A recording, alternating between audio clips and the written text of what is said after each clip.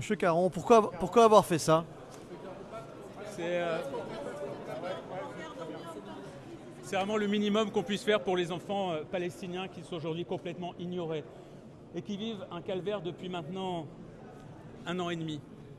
Et comme vous le savez, il y a 3 semaines, Israël a unilatéralement rompu le cessez-le-feu. Il faut que vous sachiez que chaque jour, depuis la rupture du cessez-le-feu, il y a 100 enfants qui sont soit tués, soit grièvement blessés par l'armée israélienne.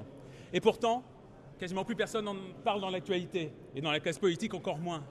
Ce qui se passe à Gaza est une honte absolue. On ne cesse de le répéter avec notre groupe depuis 1 an et demi. On vient encore de se faire traiter d'antisémites par un représentant du gouvernement, alors que la seule chose que nous faisons depuis 1 an et demi, c'est de dénoncer le calvaire que subissent les Palestiniens en dehors de tout respect du droit international. Est-ce qu'on a entendu parler de droit international aujourd'hui dans la réponse du ministre? Absolument pas. Le droit international, la France est en train de l'enterrer à Gaza. Et c'est une honte pour notre pays, un déshonneur, une marque qui restera extrêmement longtemps sur notre pays. Et ce gouvernement-là en est responsable. Et vous connaissez très bien le règlement de l'Assemblée, vous savez que vous n'avez pas le droit de les montrer ces photos. Alors Il y a, moi, je vais quand même si je peux me permettre, Vas-y. juste pour répondre, Mathilde, excuse-moi. Il y a un règlement pour moi qui est largement supérieur au règlement de l'Assemblée nationale et qui devrait tous nous obliger. C'est précisément le droit international. Ça, c'est le règlement des civilisations entre elles.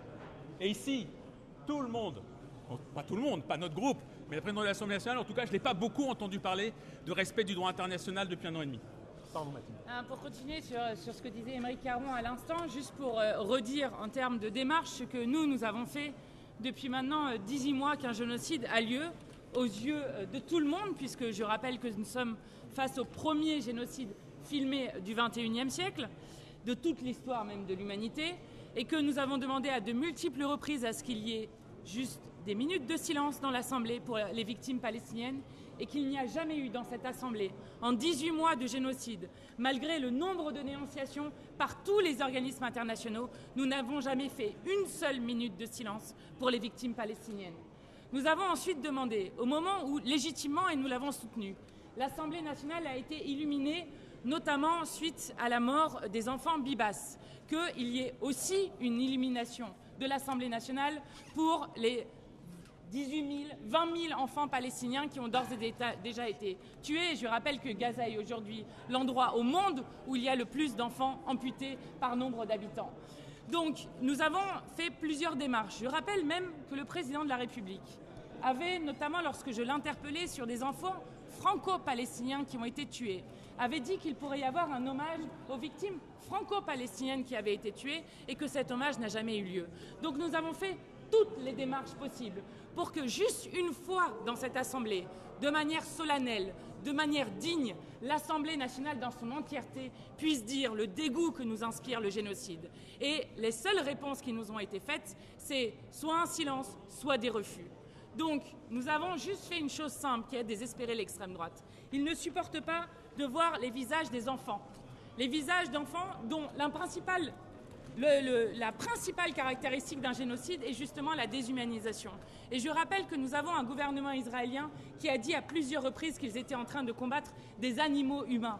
Eh bien, ce que nous avons fait avec la question d'Émeric Caron, c'est juste de rendre un peu, à l'échelle des dizaines de milliers de victimes palestiniennes par l'extrême droite israélienne, un peu de visage, de nom, de gens qui ne sont pas juste des nombres qu'on égrène les uns après les autres et qui sont en plus des enfants que la communauté internationale devrait protéger. Oui, vous connaissez le règlement de l'Assemblée nationale, vous savez que c'est interdit de montrer ces photos. Vous le savez ça? L'indignité, c'est de refuser qu'on montre ces photos. On vient d'entendre M. Odoul à l'instant continuer d'accuser le Hamas malgré cette campagne militaire massive et la dévastation du pays. Qu'est-ce que vous pensez de ces propos de la part de... Écoutez, l'extrême droite française soutient les génocidaires de Netanyahou en Israël. Donc il n'y a aucune surprise de notre part.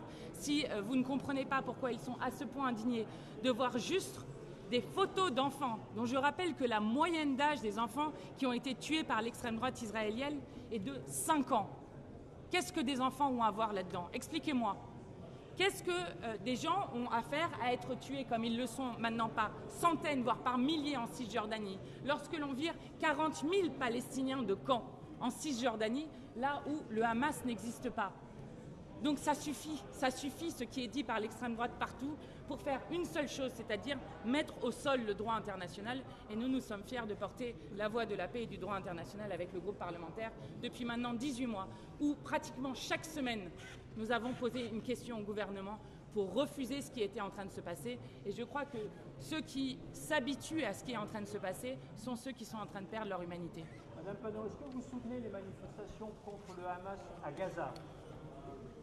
Il y a des manifestations contre le Hamas à Gaza. Je soutiens le peuple palestinien et je soutiens le fait qu'il puisse vivre en paix et en dignité dans ce qu'a défini le droit international, c'est-à-dire la possibilité d'avoir 2 États jusqu'à preuve du contraire, sauf si les acteurs se mettaient d'accord pour une autre solution. Donc nous soutenons la solution à 2 États. Et je vais vous dire, puisque vous vous intéressez beaucoup à ces manifestations, vous ne vous intéressez pas tellement au fait que, par exemple, M. Trump est en train de proposer à de multiples reprises juste un nettoyage ethnique complet de la bande de Gaza, en proposant de vider la bande de Gaza de ses habitants. Et d'ailleurs, je veux saluer le fait que le président de la République soutienne le plan arabe de reconstruction de Gaza, même si les actes sont toujours attendus, mais qui, pour une fois, met un petit geste de refus d'un plan qui, je le rappelle, a amené jusqu'à Trump et Musk à partager sur les réseaux sociaux une vidéo absolument abjecte faite par de l'intelligence artificielle, où vous voyez d'abord les ruines de Gaza se transformer en Riviera du Proche-Orient, avec M. Netanyahou et M. Trump en train de boire un cocktail sous une statue dorée de M. Trump. Donc ce qui devrait vous inquiéter, c'est de savoir pourquoi est-ce qu'on est en train de détruire toute possibilité de 2 États qui sont justement la possibilité pour le peuple israélien et pour le peuple palestinien de pouvoir vivre en paix et en dignité. Merci. Bientôt, ils vont mettre Bardella à la Riviera. D'accord, avec le RN, ça fera une très belle image.